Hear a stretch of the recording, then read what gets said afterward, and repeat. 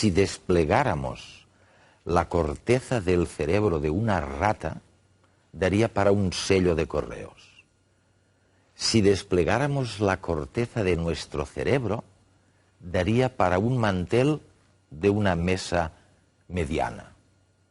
Y en ese mantel estaría nuestra conciencia, la capacidad de controlar nuestro cerebro, de controlar a los demás y de controlar el universo. Casi sin saberlo, estamos descubriendo lo que de verdad nos ha hecho humanos. El cerebro puede deteriorarse por un traumatismo o a consecuencia de una enfermedad neurodegenerativa. ¿Pero pueden recuperarse las facultades perdidas por estas causas? La respuesta es que en parte sí. ¿Recuerdan a Oliver Sacks? En Despertares o en El hombre que confundió a su mujer con un sombrero, Sacks nos mostró cómo el cerebro es capaz de recuperarse. La clave de este proceso es la plasticidad cerebral. Gracias a ella nuestro cerebro se reorganiza, adaptándose a nuevas situaciones.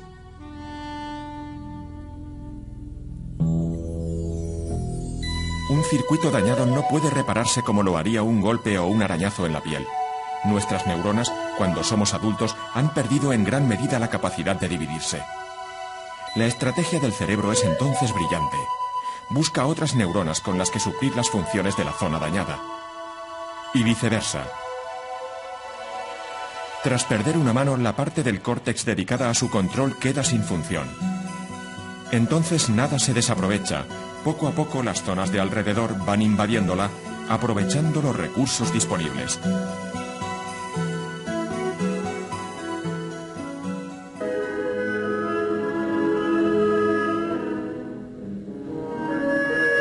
Piensen en dos músicos, uno es pianista y el otro toca el violín. Y ahora imaginen el córtex cerebral como un mapa donde están localizados los diferentes órganos del cuerpo, incluidas las manos con las que estos músicos tocan. Pues bien, una buena idea de plasticidad es esta.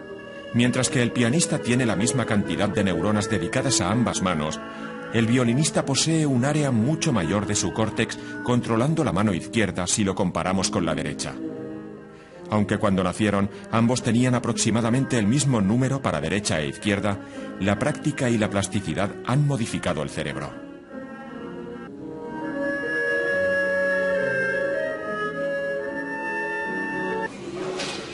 Aún sabemos poco sobre los mecanismos precisos que controlan la plasticidad cerebral.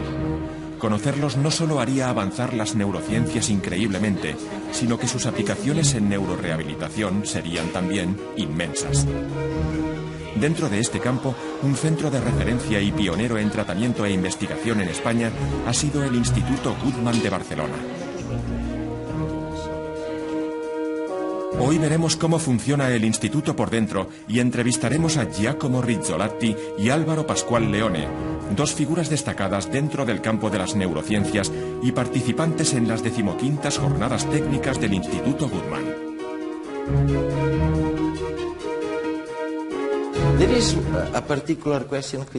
Hay una pregunta específica que quisiera plantearos a los dos para empezar a reflexionar sobre estos temas. Hay cosas, ¿sabes?, en el cerebro que resultan inquietantes. Inquietantes porque son difíciles de entender. En primer lugar, me refiero a las ilusiones, los espejismos. De repente una noche salgo al balcón y veo la luna. Oye, la luna en el horizonte. Y parece tan grande, casi tan grande como la propia Tierra.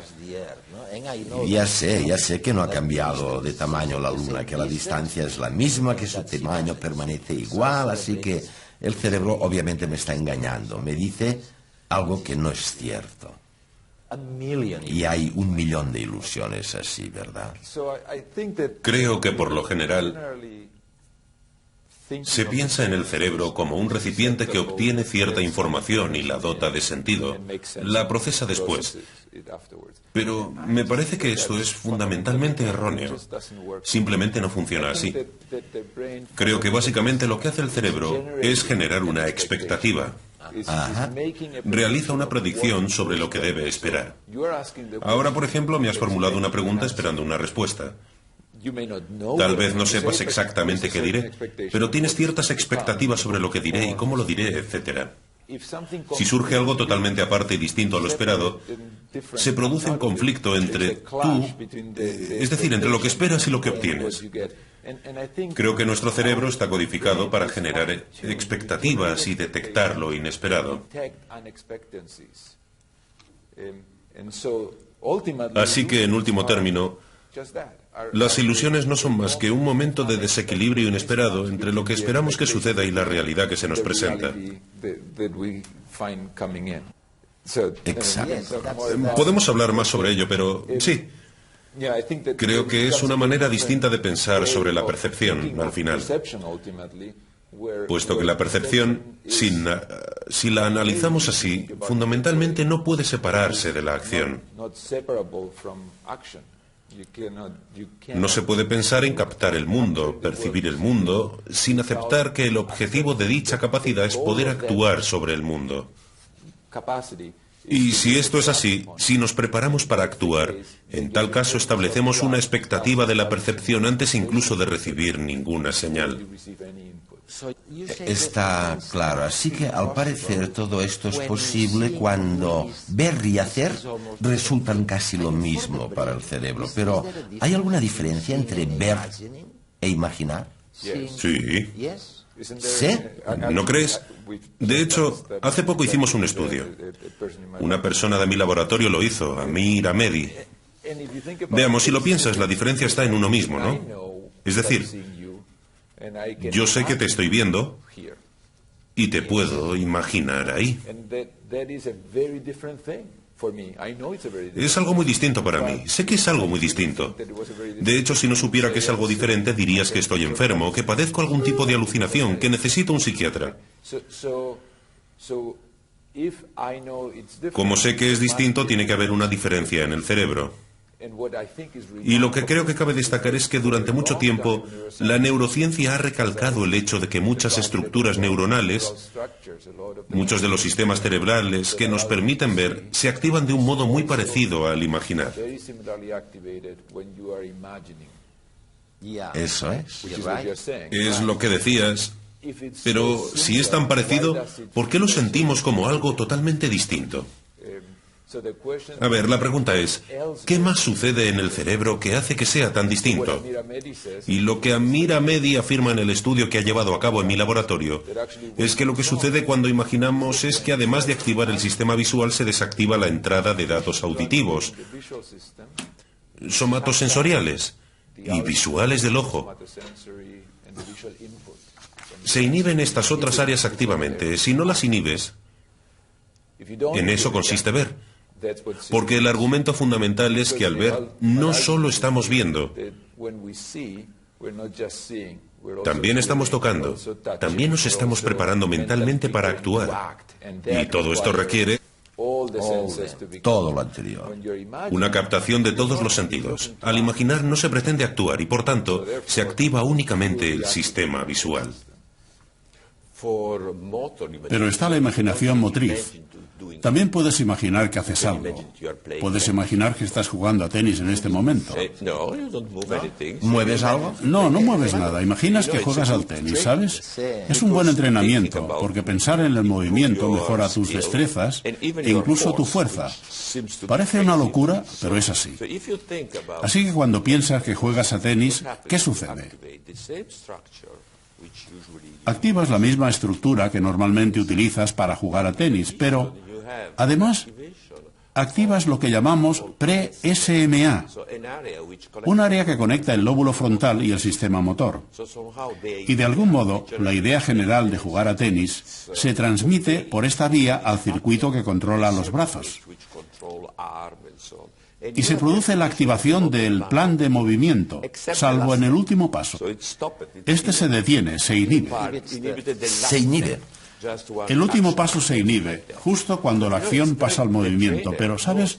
Los entrenadores lo saben bien. Por eso dicen, antes de hacer algo, piensa en ello. Por ejemplo, en el salto de altura. Piensan en ello y lo practican. Eso ayuda mucho. Es increíble. Los esquiadores también. La gran mayoría. Y los pianistas. Se hizo un estudio hace unos años que demostró que de hecho lo que sucede en la corteza motora es exactamente igual. El cambio de la corteza motora es el mismo, tanto si uno practica físicamente como mentalmente. Cajal lo sabía. Hay una cita muy famosa de Cajal que dice que si uno quiere adquirir varias destrezas, y cita a los pianistas como ejemplo, pero también otras habilidades, hay que saber, es necesario suponer, que serán necesarios muchos años de práctica física y mental. Alude específicamente a la práctica mental. Los niños aprenden observando a los adultos y a los otros niños. Aun sin comprender totalmente el significado, de pequeños copiamos los movimientos y acciones de los que nos rodean. Esta imitación es esencial para dominar las habilidades sociales básicas y para transmitir conocimiento e información. Por lo tanto, no es de extrañar que exista una explicación neurológica a este tipo de comportamiento. Se ha demostrado que en una región del cerebro habitan unas células que son las causantes de que los humanos tendamos a imitar a los que nos rodean. Son las neuronas espejo. Su descubrimiento se produjo al experimentar con el cerebro de monos. Se vio que ciertas neuronas que controlan el movimiento gestual se activaban cuando el animal debía realizar una determinada acción, ya fuese con la mano o con la boca. Lo sorprendente fue constatar que las mismas neuronas se activaban también cuando el animal veía realizar a otro la misma acción. Es decir, el mono era capaz de simular mentalmente los movimientos de su compañero. Pero estas neuronas, además de reconocer las acciones de los demás, también las interpretan. Así, nos permiten deducir las intenciones de los otros. Este es un factor clave para entender varias cosas. ¿Por qué la risa o el llanto son tan contagiosos? Las neuronas espejo esconden la respuesta. Ellas son las responsables de que cuando vemos a alguien emocionarse, nosotros mismos sintamos literalmente esa misma emoción. Nos permiten leer la mente del otro e identificarnos con él.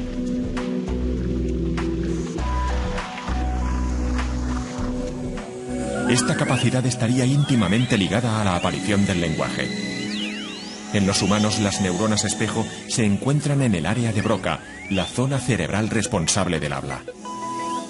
Probablemente la habilidad para imitar gestos y acciones dotaron al emisor y al receptor de un código común que propició un sutil diálogo gestual y que más tarde se convertiría en comunicación verbal. Pero su importancia no se limita únicamente al surgimiento del lenguaje. Todo apunta a que estas neuronas fueron vitales en el Big Bang de la evolución humana. Si tenemos en cuenta que el cerebro humano alcanzó su actual tamaño hace unos 250.000 años, resulta extraño que rasgos típicamente humanos, como el arte o la música, no se desarrollasen hasta hace tan solo 40.000.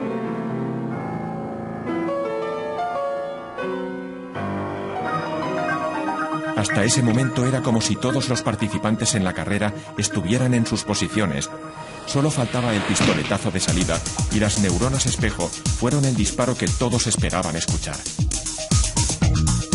Con su aparición, se produjo el cambio estructural que necesitaba el cerebro para alcanzar su actual capacidad intelectual.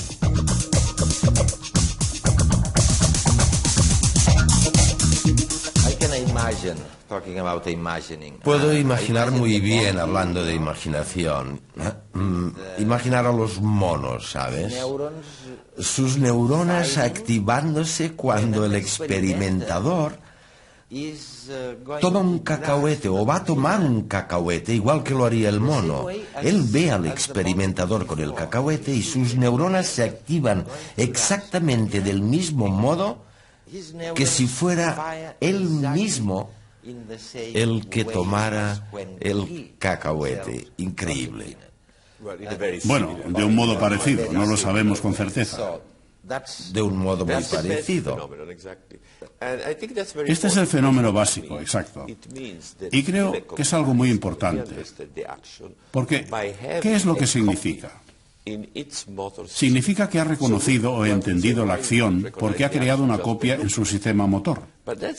Y podríamos preguntarnos, ¿por qué se puede reconocer la acción únicamente mirándola? Pues porque si se ha introducido en la red motora, y esto nos permite saber cuál será el siguiente movimiento, lo que significa, por ejemplo, pongamos que aparece una criatura de Marte y hace algo extraño, como por ejemplo respirar sin moverse, únicamente hinchando el pecho. Nunca entenderemos lo que significa la respiración por dilatación. Si vemos una criatura redonda, diremos, bueno, tal vez esté respirando, pero no tenemos ni idea de lo que significa. En cambio, si vemos a un mono morder, sabemos exactamente lo que significa el mordisco. Compartimos con otros animales esta sensación. Y cuando vemos a un ser humano hacer algo, sabemos lo que significa. Se trata de un conocimiento que los filósofos llaman conocimiento en primera persona, algo que sabemos lo que significa, que hemos experimentado. Sabes, hay una especie de versión digital, una versión digital interna de lo que ha sucedido con anterioridad. Bueno, cuando digo digital diría, yo qué sé, quiero decir una versión totalmente imaginaria. Lo que creo es que hemos forjado internamente una especie de almacenamiento de acciones, de conocimientos. Cuando este almacenamiento se ve expuesto a los estímulos externos, sabemos exactamente lo que significa, porque pertenece a nuestro yo, como decías antes. Pero si no lo tenemos almacenado, nuestro conocimiento es muy superficial. Podemos interpretarlo lógicamente y decir, bueno, si esta criatura hincha el pecho significa que respira, que está respirando, pero no sabemos exactamente lo que significa. ¿Y esto es lo que nos permite captar cuáles son las intenciones del otro? Exactamente. Sí, porque una vez dentro de esta red, sabemos lo que uno hace normalmente.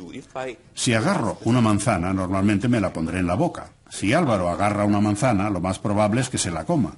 Claro que puede engañarme. Eso iba a decir yo. A eso me refería. A la imaginación de la que hablábamos y lo previsto e imprevisto. Exacto. Se está creando una expectativa. Si agarro la manzana y se la doy a él, se la pongo en la boca, resultará sorprendente. Está muy relacionado con lo que él decía sobre las expectativas. Como tengo esta red de acciones que están conectadas, lo llamamos una cadena de acciones, esto genera una expectativa. Si sucede algo extraño, me sorprenderé. Si es verdad esto, si es verdad que podemos darnos cuenta de las intenciones de los demás, si estamos realmente programados para comprender los motivos por los que alguien se comporta como se comporta, ¿por qué no nos llevamos mejor entre nosotros, no? ¿Por qué nos llevamos tan mal? La clave es que no solo se trata de intenciones, también de lo que los demás sienten. Esto es otro tema que hay que tener en cuenta. Con el sistema de neuronas espejo, también entendemos, también podemos comprender cuáles son las emociones de los demás. Si estás triste, yo también me pongo triste. Tenemos esta capacidad de compasión, pero ¿qué pasa luego? Si tú estás triste, normalmente te intentaré alegrar, si puedo. Pero si no puedo, ¿qué haré entonces? ¿Cuál será mi reacción? Porque mi reacción es mejorarte el ánimo para que te sientas mejor, pero si no puedo, ¿entonces qué? Pongamos que tengo una madre anciana que sufre y, por supuesto, intentaré ayudarla, pero si sufre demasiado puede destruirme la vida. ¿Qué es lo que hace la gente normalmente? La colocan en una residencia y la visitan una vez a la semana o una vez al mes si no son tan buenas personas. Así que incluso si comprendemos lo que los demás sienten y piensan, y aunque estamos codificados para actuar bien, si esta sensación es demasiado fuerte, intentamos evitarla.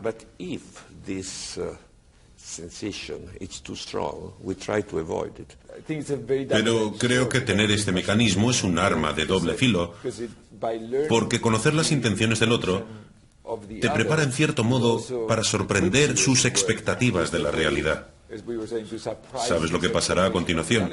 Y por supuesto los prestidigitadores lo hacen fantásticamente bien, viven de ello y es divertido para todos, pero los ladrones también.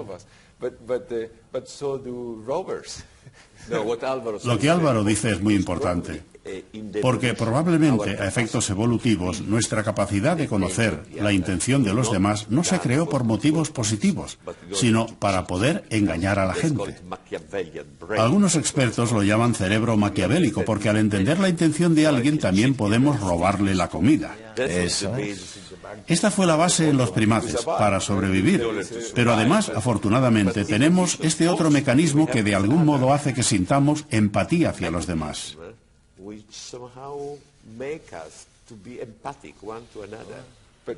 Pero lo más importante, y creo que es lo que decías, Giacomo, es la parte del hacer. Sí, lo que hará el otro. Esto requiere acción. Sitúa la acción en el centro y hace que debamos dejar de pensar en el cerebro como un modo de entender lo que nos rodea únicamente, puesto que el cerebro se convierte en un órgano desarrollado para hacer algo, para actuar.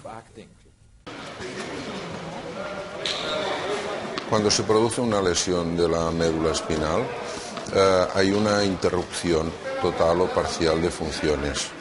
La alteración de los esfínteres es una de las que tienen más repercusión social y en cuanto a salud y calidad de vida. Para tratar todo este tipo de desórdenes, nosotros disponemos de una serie de técnicas, de maniobras, pero si a pesar de haber practicado correctamente este tipo de maniobras, haber añadido la farmacología, los fármacos que en cada fase se pueden administrar, a pesar de todo no logramos controlar, por ejemplo, la incontinencia, ahí es donde podemos emplear todas las técnicas que constituyen el grupo de las neuroprótesis. Consideremos la orden vejiga llena. La vejiga emite esta orden, estoy llena, a la médula espinal. Esta es la que llegaría al cerebro y es el cerebro que tiene toda la información, es la que recibe información de los ojos, de los oídos, el que sabe dónde nos encontramos, el que va a decidir si es o no es el momento en el que esta vejiga se pueda o no vaciar.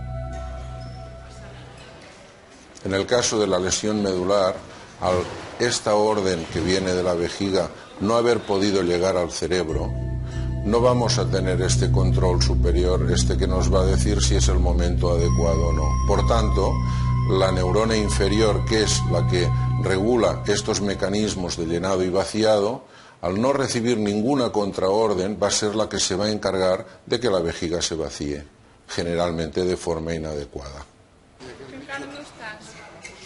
El Instituto Guttmann es el único centro de España donde se practica la implantación de neuroprótesis en pacientes con lesiones medulares para el control de los esfínteres y también de la erección.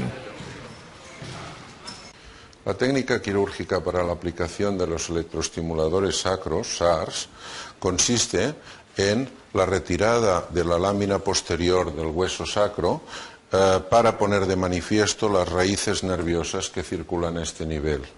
Es sobre estas raíces sacras sobre las que vamos a practicar la desconexión nerviosa y posteriormente la colocación de los electrodos para ser estimuladas.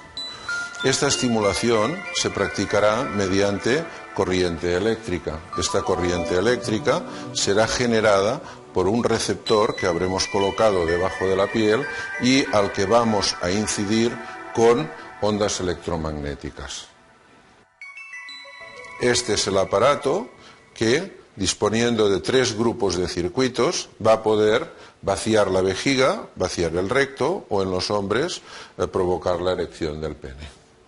Esto me lo implantaron hace 8 años y a partir de ahí pues me va muy bien porque me ha ahorrado de llevar sonda fija y sondarme, que era muy malo porque había muchas infecciones y esto acarreaba muy malestar a todos.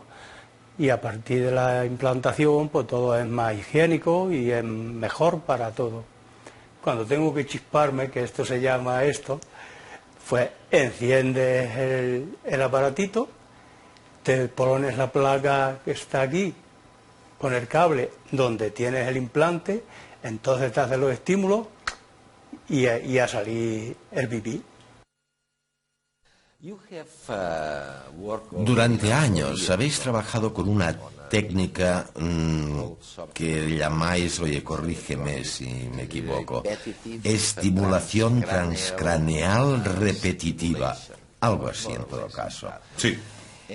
Y con esta técnica hay una primerísima posibilidad, en términos generales, que consiste en generar actividad cerebral de un paciente para compensar alguna pérdida de actividad de algún lugar de esa parte cerebral. Compensar algún tipo de pérdida que se ha producido.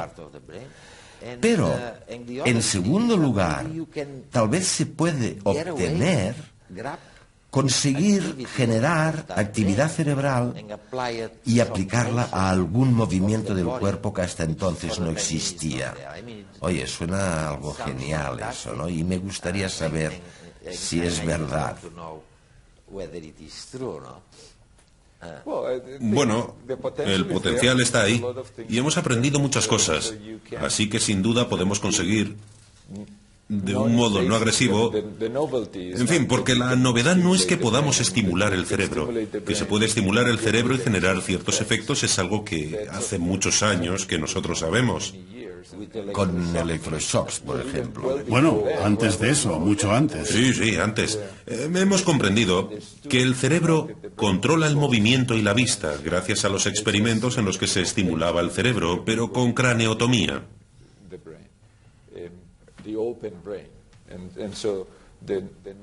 Así que la novedad es que se pueden inducir corrientes de un modo relativamente similar y controlado, sin abrir el cráneo. Y esto te permite hacerlo en pacientes sanos, de un modo seguro, y entender cómo se organiza el cerebro. Y también te permite hacerlo reiteradamente para intentar modificar la actividad cerebral. Y hacerlo nos permite modificar el comportamiento.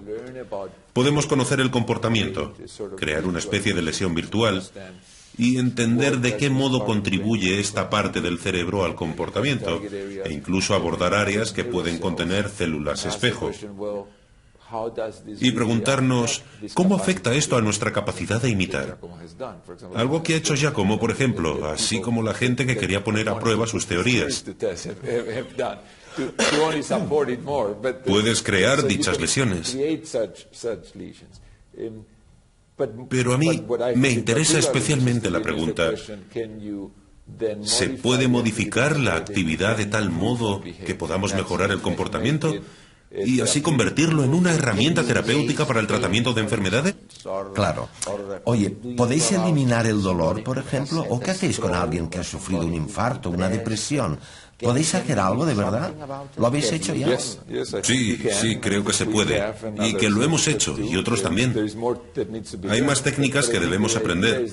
Pero la idea es que si podemos identificar el circuito cerebral que controla un comportamiento concreto o una disfunción específica, podremos utilizar esta técnica para modificar la actividad en ese circuito, convertirlo en un método de neuromodulación.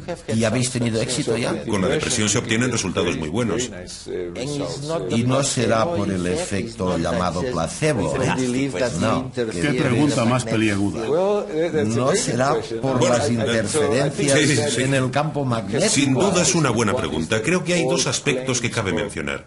El primero es que cuando se afirma que una técnica concreta tiene un uso terapéutico es necesario realizar un estudio clínico, un estudio riguroso y controlado con placebo. Y creo que para algunas aplicaciones todavía hay que hacerlo en el caso de la estimulación cerebral. Pero quizá otro aspecto del tema que considero especialmente apasionante es que si el fenómeno placebo es real, y así lo creo, eso significa que hay un circuito cerebral que lo genera. Alguien es responsable por eso, ¿no? Bueno, alguien en mi cerebro, sí. Es algo que supongo que tiene que ver con la confianza, la creencia. La fe en las expectativas que se activa con calidades positivas para la salud. Mejora la salud. Si esto es verdad, entonces tal vez la estimulación cerebral pueda activar ese circuito y convertirse en un complemento valioso para los tratamientos de todas las enfermedades.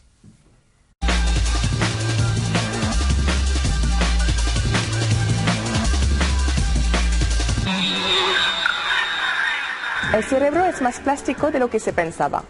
Cada vez lo demuestran más estudios. Uno de los últimos demuestra que las conexiones entre neuronas no terminan en la juventud, sino que ocurren durante toda la vida. Una nueva investigación de la Facultad de Medicina de Harvard lo corrobora. El estudio se ha realizado con ratones. En el hipotálamo de su cerebro habitan unas neuronas que regulan el apetito en la edad adulta. Los investigadores se las extirparon cuando nacieron. Sin embargo, estos ratones no tuvieron problemas con su apetito ni con su peso corporal. La razón es que se activó un mecanismo de compensación que provocó la producción de nuevas células que reemplazaron a las que les habían sido extirpadas. Aunque estas investigaciones se realicen en roedores, nos permiten entender mejor algunas enfermedades relacionadas con los trastornos alimentarios, como la anorexia. Cuanto más sepamos, más fácil será encontrar un tratamiento en el futuro. El parásito de la malaria se contagia a través de la picadura de un mosquito. Reside en el cuerpo del insecto hasta que éste nos lo pasa al picarnos. Entonces desarrollamos la enfermedad. ¿Pero por qué no enferma el mosquito?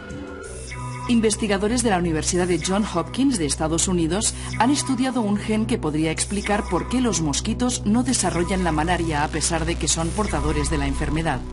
Este gen capacita al mosquito para defenderse a sí mismo del parásito y se activa en el momento que se infecta. Cuando los científicos inactivaron el gen, vieron que el mosquito desarrollaba el triple de parásitos de malaria. El objetivo de los científicos ahora es identificar a los genes que vuelven al mosquito susceptible a la infección.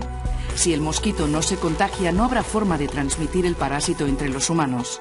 Aunque este estudio no ha hecho más que empezar, puede ayudar a tener un control de la enfermedad en el futuro.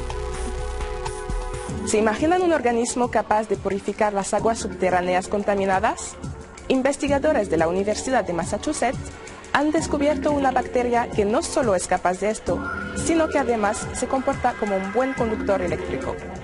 Son microorganismos anaeróbicos, es decir, que en lugar de respirar oxígeno como nosotros, utilizan metales como el uranio o el cromo. Para nosotros, estos elementos son contaminantes, pero para ellos son su fuente de energía. Y al usarla, al capturar estos metales necesarios para ellos, limpian las aguas subterráneas. Pero además, estas bacterias tienen una doble habilidad. Sintetizan unos cables infinitamente finos, unas 20.000 veces más delgados que un cabello y 1000 veces más largos que anchos. A pesar de su pequeño tamaño, son bastante duraderos y capaces de convertir los desechos animales y vegetales que flotan en el agua en electricidad. ¿Quién sabe si gracias a este hallazgo reduciremos la contaminación provocada por derrames tóxicos al mismo tiempo que obtendremos energía de una forma natural? Afortunadamente, no compartimos los mismos gustos a la hora de aparearnos. Sin embargo, hay algunas preferencias que sí se comparten. Dentro de la comunidad animal sucede lo mismo. Hay rasgos físicos que tienen más éxito que otros. Científicos de la Universidad de Buffalo han demostrado que las mariposas hembra prefieren el brillo al tamaño de los dibujos de las alas al aparearse. En una serie de experimentos, los investigadores modificaron los elementos ornamentales de las alas de los machos. Crearon círculos de diferentes medidas, colores y hasta modificaron el tamaño de la pupila, el círculo interior del ala, que se caracteriza por reflejar luz ultraviolada. No se observó ningún cambio selectivo en el tamaño. Sin embargo, cuando decidieron ocultar los reflejos ultravioletas de las pupilas, las hembras mostraron poco interés en estos machos. Entonces, ¿a qué se debe esta gran variedad de dibujos en sus alas si no es por un fin reproductivo?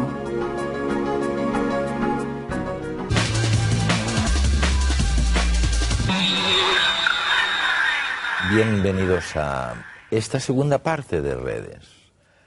Bienvenidos a, nuestros telespectadores en España y por el canal internacional de televisión española en el resto del mundo. Hoy es fascinante el tema. Es, ya lo ven, sobre las nuevas percepciones del cerebro y del sistema nervioso. ¿Qué es lo que nos hace humanos? O sea, ¿qué es lo que nos diferencia realmente de un reptil? En términos cerebrales, digo, ¿no?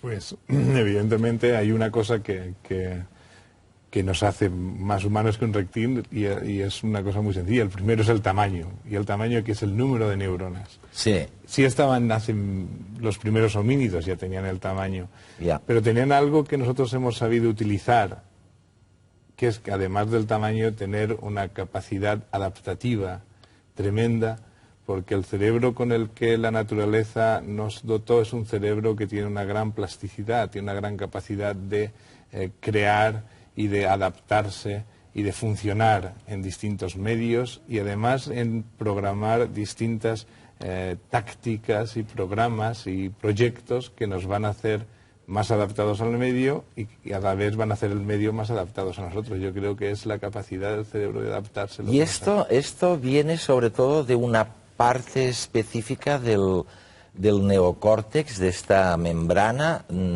Quiero decir, lo que permite a la gente planificar, controlar, el saber dónde están, de dónde vienen, a dónde van, todo eso. Claro. Eso, ¿quién es el responsable de eso? Eso es la capacidad predictiva del cerebro es probablemente fruto de la función sobre todo de la parte más anterior del cerebro, que es del lóbulo prefrontal, que es a su vez la parte que madura mucho más tarde en la especie humana. Esta parte del cerebro no está en la mayor parte de los primates y por supuesto no está en los mamíferos anteriores. Está solo en los humanos. De hecho, es la parte del cerebro que madura más tarde, desde el punto de vista en que se establecen las conexiones neuronales definitivas y aparece el fenómeno de mielinización, que es el estado funcional ideal. Y eso pues ocurre en la adolescencia tardía, es decir, los adolescentes tienen un pequeño problema de predicción porque la parte de su cerebro que tiene que ayudarles a hacer esas tareas está inmadura. Eva, ¿lo has oído eso? Lo ha oído nuestra audiencia. Y la cantidad de jóvenes que van a 200 por hora con la moto, ¿no? Oye, nos estáis enseñando cosas que nos sirven o debieran servirnos para la vida cotidiana, ¿no? Con estas nuevas concepciones del cerebro. Josep, hay una cosa, una manera de entender por qué somos humanos. Puede ser el estudio del sistema nervioso, cuando funciona bien y todo. Pero luego, gente como tú me decís, oye, estamos aprendiendo cantidad de cosas, analizando las anomalías del cerebro y del sistema nervioso, cuando no funciona. Y dame algún ejemplo de esto, ¿no? El mejor ejemplo es el de la distonía, es decir, el trastorno de un control motor. Por ejemplo, cuando uno quiere efectuar algunos movimientos muy finos que requieren unas habilidades manuales importantes, en ocasiones el desarrollo de estas habilidades no es del todo fino, no es del todo adecuado y se pueden producir trastornos conocidos como distonía, que esto es una enfermedad quizá humana en la mayor parte de los casos. Dime un ejemplo de distonía. Existen distonías de varios tipos, obviamente hay también grados diferentes de enfermedad. Por ejemplo, hay distonías en niños que son bastante complejas y que condicionan un trastorno motor generalizado en el organismo. Y hay distonías focales en los adultos que pueden estar específicamente en determinadas tareas. Por ejemplo, los escritores o escribientes, cuando escriben a mano, pueden tener trastornos del control motor en la mano. Esto se conoce como la rampa o el calambre del escribiente. Y un paso más también es en los músicos, en personas que desarrollan habilidades, ya digo, muy finas con los dedos de las manos para tocar determinados instrumentos, también pueden tener este tipo de problema que se conoce como distonía del músico en estos casos. Eso sería un ejemplo de plasticidad que juega en nuestra contra, ¿no? Exacto. Tal como decía el doctor Martínez antes, el proceso de aprendizaje que tenemos en el cerebro es el de interconectar entre sí determinadas áreas y a medida que uno va aprendiendo está realmente haciendo un camino que hasta entonces no conocía muy bien y lo está desarrollando, está haciendo peldaño tras peldaño unas conexiones en su sistema nervioso en general para llevarle a ejecutar estos movimientos precisos.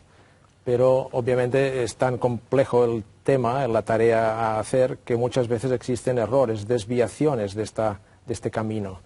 Y esto sería que cuando uno está practicando de nuevo esta tarea puede caer en un error y a base de caer en este error se está haciendo una plasticidad errónea, una plasticidad y en lugar de mal utilizar un encaminada. dedo utilizan dos dedos a lo mejor En ocasiones para tocar puede el la o en ocasiones puede ocurrir, es decir, no existe el control inhibitorio de uno de los dedos.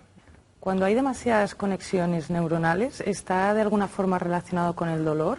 Sí, el dolor es una interpretación de una sensación como desagradable. Es decir, que uno interpreta que algo es desagradable al llegar los impulsos al cerebro. Esto obviamente puede provenir de un impulso que realmente sea doloroso y esté activando las fibras nerviosas que se encargan de llevar los impulsos desde la piel hasta el cerebro, que son conocidas, o bien puede ser que exista un mensaje erróneo, que realmente tocando a veces o estimulando áreas de la piel que no deberían ser dolorosas, el cerebro lo interprete como doloroso. Esto ocurre y se conoce, tiene un término conocido incluso médicamente que se llama alodinia. Eva, cosas como esa y peor habéis visto creo en el Goodman, ¿no? ¿Por qué no nos hablas del reportaje? Ahora veremos un reportaje en el que tenemos en cuenta esta plasticidad neuronal para tratar anomalías tan graves como accidentes.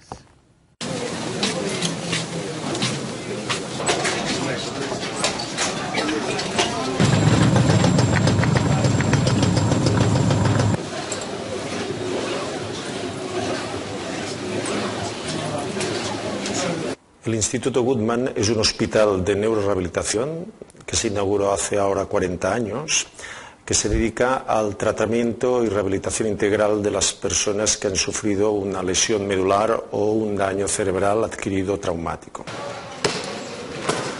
Una lesión medular es la interrupción de la médula, de las vías nerviosas que vienen del cerebro al resto de la parte del cuerpo.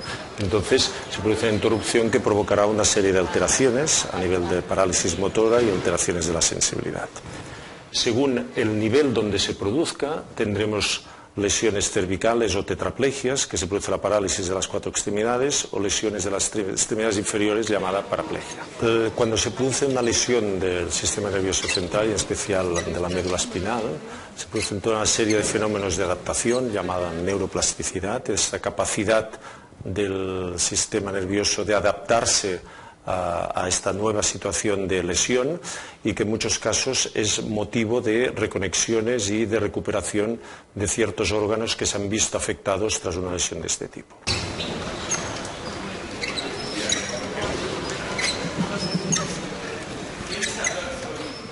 Nuestro trabajo en el área de rehabilitación funcional consiste en planificar para cada paciente un conjunto de ejercicios personalizados a través del cual el paciente desarrolla sus potenciales buscando el máximo nivel de independencia funcional posible. En este punto de trabajo, el fisioterapeuta y el terapeuta ocupacional toman una importancia decisiva a la hora de animar, coordinar los ejercicios, modificarlos y establecer planes de futuro para que el propio paciente desarrolle las actividades de la vida diaria en un entorno convencional. Con la ayuda del fisioterapeuta, los pacientes adquieren mayor independencia funcional. Aunque no se pueden regenerar las fibras nerviosas afectadas, sí que es posible reestructurar las fibras intactas y así recuperar algunas funciones dañadas. Cuanto antes empieza la rehabilitación después de la lesión, mejores resultados se obtienen. Uno de los sistemas de rehabilitación intensiva de la marcha es lo que conocemos como el sistema de entrenamiento con soporte parcial del peso corporal.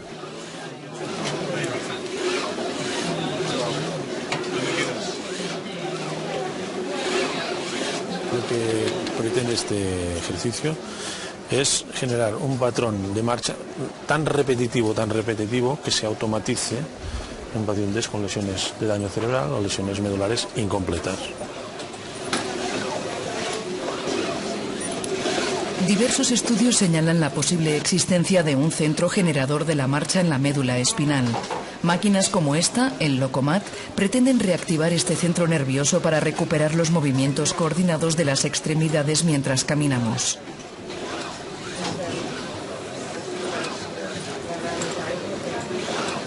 el hecho de entrenar la marcha en los distintos sistemas de entrenamiento con soporte parcial del peso corporal favorece a nivel fisiológico diferentes elementos que vale la pena resaltar desde el punto de vista que repercuten en el paciente a nivel óseo, a nivel muscular, a nivel articular, y no solo a estos niveles, sino que también a nivel psicológico el paciente puede recuperar una posición que había perdido debido a la lesión que ha sufrido.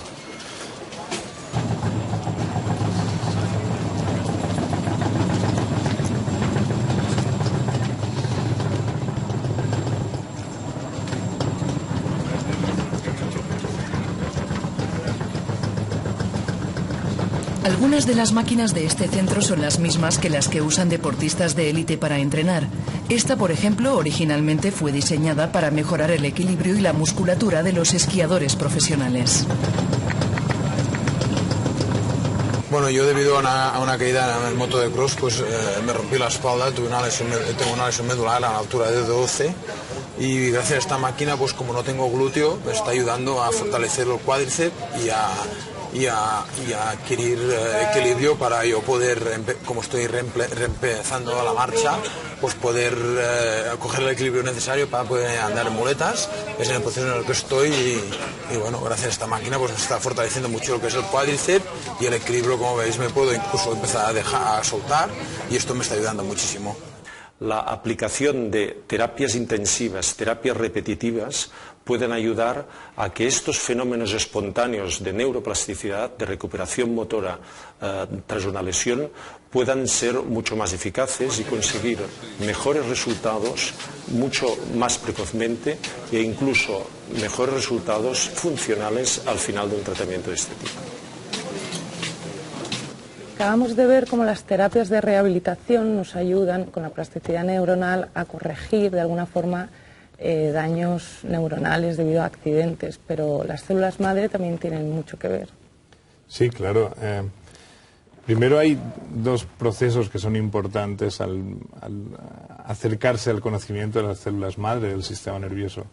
Primero es que están ahí, por lo tanto las células madre tienen que tener un papel importante en lo que es el proceso inicial de regeneración. Es decir, tú has tenido un accidente vascular o un accidente traumático o un accidente de cualquier tipo que daña una parte del cerebro y sabemos que en determinadas zonas del cerebro estas células madre son capaces de reaccionar a ese daño e intentar repararlo en la medida de sus posibilidades. Lo que ocurre es que muchas veces o estamos en un área donde no se han descubierto hasta el momento células madre o estamos en un área donde las células madre se han agotado. También puede ser debido a la edad del individuo. Entonces está la terapia, la salida es la terapia celular, es decir, intentar ayudar al organismo a regenerar esa estructura, a regenerar esa función, aportándole células madre. Y esa es la gran actualidad de la terapia celular con células madre del sistema nervioso u otro tipo de células madre. Todos venimos de una célula única, que es el embrión, o sea, en principio nuestro sistema nervioso también viene de pocas células, es decir, en el genoma de cualquier célula de nuestros cuerpos está el código completo, las instrucciones completas de convertirse en cualquier célula. Simplemente habría que tocar el botón adecuado para que se abran las páginas del desarrollo y una célula adulta empezase a leer su libro que leyó cuando era una célula embrionaria. Entonces las células madre de los tejidos parece que tienen esa posibilidad de leer esas instrucciones embrionarias más fácilmente. Y pueden ser Sería utilizadas. aprovechar la plasticidad de la propia célula para convertirse. Claro, coger células de donde hay muchas células madre y ponerlas en otro sitio donde hacen falta para regenerar. Josep, ¿en el clínico estáis lejos de eso todavía o...? Yo creo que en este momento sí, es muy difícil en este momento hacer estos estudios en seres humanos vivos, aunque Salvador ha contado pues ya la posibilidad de que se realizan en determinados centros y hay proyectos de investigación en marcha al respecto. Yo lo que creo es que todavía es difícil saber con certeza hasta dónde van a llegar el crecimiento neuronal en estas neuronas o estas células madre implantadas que luego se puedan transformar, pues hasta qué punto van a seguir el camino que ya debían tener trazado las anteriores células cuando se implantan células madre nuevas, ¿no? Tú dices si se adaptarán al nuevo entorno del tejido donde las pongas, que no lo sabemos. Esto por un lado, y por el otro lado si su crecimiento va a llegar al órgano diana al que realmente están destinados. Porque ¿qué pasa si las conexiones son malas? Entonces pueden ocurrir se conocen como trastornos de la reinervación, es decir, la regeneración del axón después de una lesión conlleva que quizá el axón o la fibra nerviosa crezca equivocadamente hasta una diana que está cerca de donde tenía su destino, pero que no es exactamente la misma. Entonces pueden haber pequeños trastornos o errores de la reinervación. Por ejemplo, en la parálisis. Bueno, uno de los problemas más conocidos seguramente por la mayoría sería la parálisis facial. Una lesión, por ejemplo, de un nervio facial conlleva que se quede una persona pues con la mitad de la cara paralizada de tal manera que no la puede mover. Y luego sucede la reinervación, pero a veces esta reinervación se equivoca y acabas teniendo un pequeño trastorno de movimiento, de control de aquella parte de la cara. Esto es conocido como los espasmos faciales postparalíticos, es decir, después de una parálisis pueden haber trastornos de la reinervación. Salvador, ¿dónde estáis en eso? Pues estamos en eso exactamente, es decir, en los modelos animales sí que se puede llegar a poner células, se puede llegar a generar neuronas y estamos en el tercer paso de la plasticidad tisular, es decir, ver si las neuronas que has puesto allí se incorporan los circuitos y restablecen los circuitos funcionales normales y que responden a las necesidades del animal en ese estado, no generas ni alteraciones. Yo te he leído o te he oído en alguna parte decir que empiezas a tener dudas un poco de la posibilidad de aplicar, a medida que llegamos a estas, digamos, actuaciones o comportamientos neuronales más complejos, a poder seguir utilizando los animales como ejemplo, como cosa de que inevitablemente vamos a poder utilizar en los hombres. ¿Por qué dices eso? Ya, porque evidentemente estamos hablando de dos modelos cerebrales completamente similares aparentemente al inicio, pero completamente distintos después. Es decir, el cerebro humano presenta una etapa tan larga de maduración, tiene tantas neuronas distintas en cuanto al número y a la diversidad con los animales, es tan cualitativa y cuantitativamente diferente en su función a un cerebro de animal, que llegará un momento que quizá en las primeras fases del desarrollo podamos equiparar procesos, porque al final están ocurriendo procesos muy globales. Ahora, que podamos en un momento decir que la función cerebral en un ratón de laboratorio o en un determinado modelo animal pueda ser lo mismo que está ocurriendo en un cerebro humano cuando hace una predicción o siente un estímulo artístico, creo que ahí estamos ante una barrera que nunca podremos solventar y tendremos que ir necesariamente en esos estudios funcionales al cerebro humano, y estoy un poco pensando que probablemente para algunos modelos terapéuticos tendremos que dar el salto un poco diciendo que no tenemos modelos animales en los que reparar la capacidad predictiva de un individuo, por ejemplo. Nadie nos podrá ayudar, pero para esto falta todavía un tiempo, por lo menos una semana, y yo les doy de plazo hasta la semana que viene para que sigan meditando en, bueno, qué es de verdad lo que nos hizo humanos. Hasta la semana siguiente.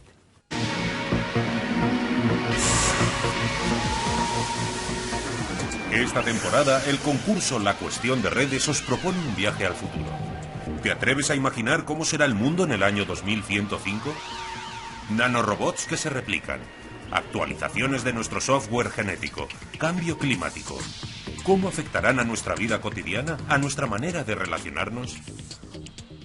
Puedes responder con un texto o con un formato audiovisual. Consulta las bases del concurso en nuestra página web. Atrévete a ser creativo sin olvidar el rigor. Nuestros horizontes se amplían exponencialmente. ¿Cómo te imaginas el mundo dentro de 100 años?